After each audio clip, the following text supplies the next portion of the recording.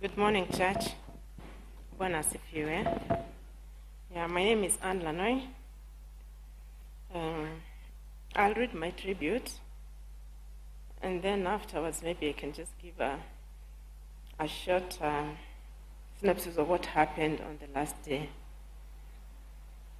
I sit at your desk struggling to find the words to honor you, but the weight of this loss feels too heavy for language. Your departure doesn't make sense to me. The world feels still and strange without you. You are my constant world, and my heart, and the heart of our home. You love me in a way that only my heart truly knows, making me feel cherished and favored in every single day. I miss the simple things most. How you always answered my calls on the first ring, and the many times you called just to share a joke or to seek advice. As a father, you are our children's greatest anger.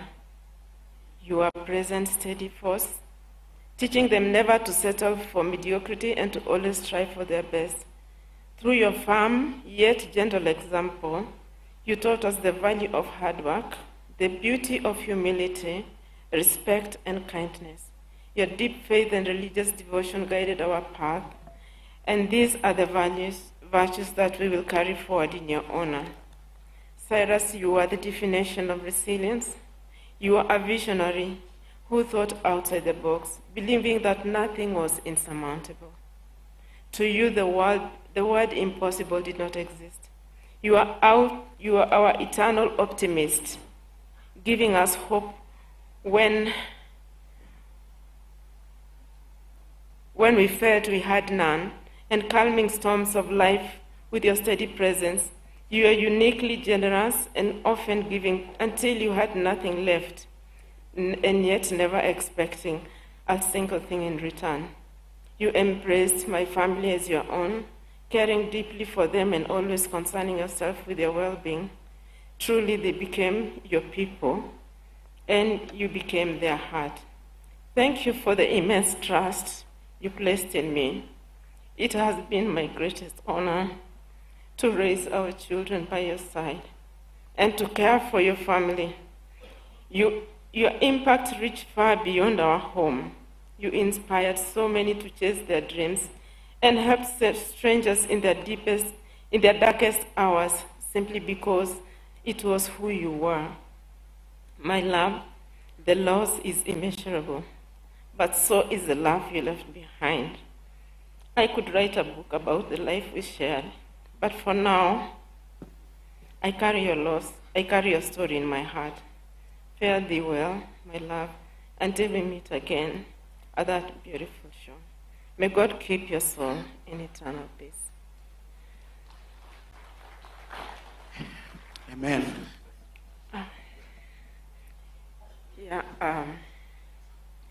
On 12th of December, that was Jamhuri Day, Cyrus called me at around 12:34, and we spoke for about 3 minutes and 45 seconds. He called again at around 2:30 and asked me where I was, and I told him that I was in the supermarket. He said he wanted to see me, so he drove to where I was. When he reached the parking, he called me and told me he was outside.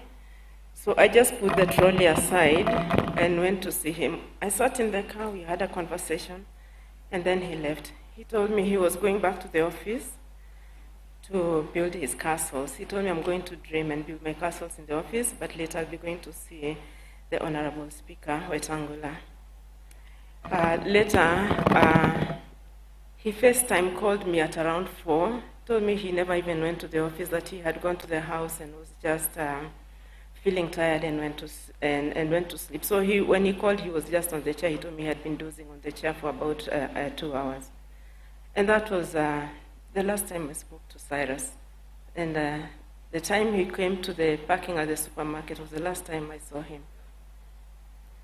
I had a restless night that night. I didn't sleep well. And the feelings I had were really strong. So I looked at my watch, at my phone, and it was exactly midnight. I could not really decode what I was feeling. So I took a screenshot of my phone.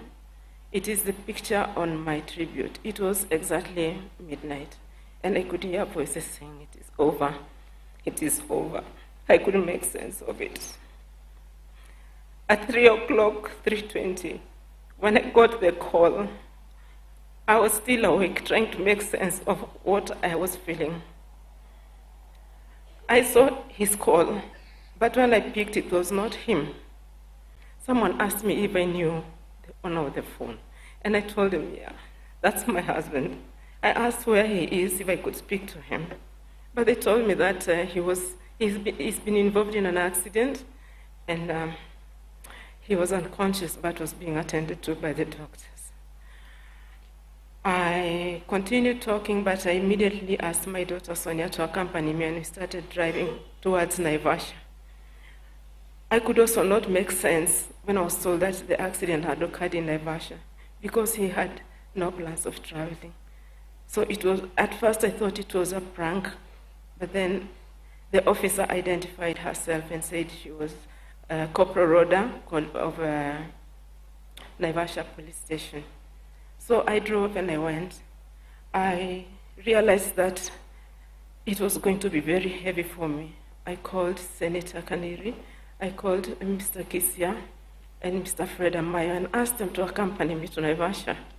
And I'm glad that even at that hour, at 3 a.m. in the morning, they woke up and they followed me alongside their spouses. And we kept going, we kept communicating. I also called his doctor, Martin Wanyoike, and put him on high alert. I told him Cyrus has been involved in an accident, kindly be on high alert. And he called back and even sent me a number for the air rescue.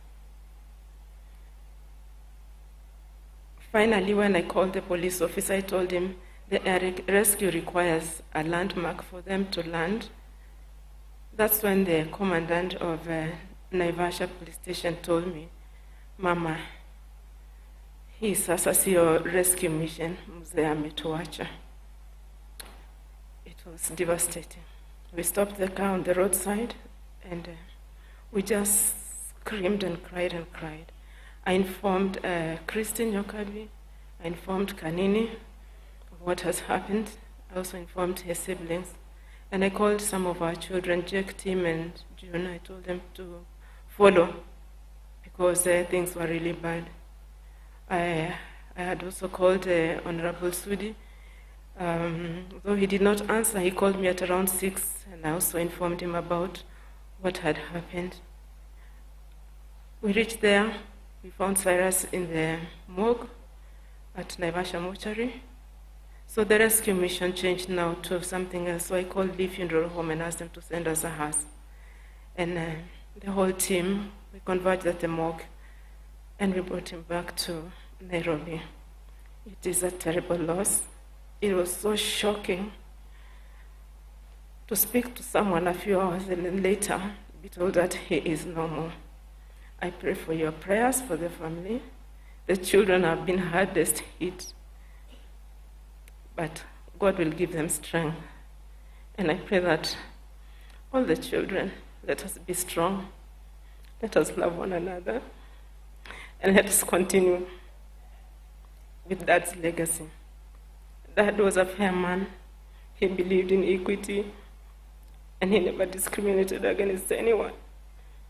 And I pray that God will give us the grace to continue that and to be fair to all the children and give them what they deserve. God bless us all. Thank you.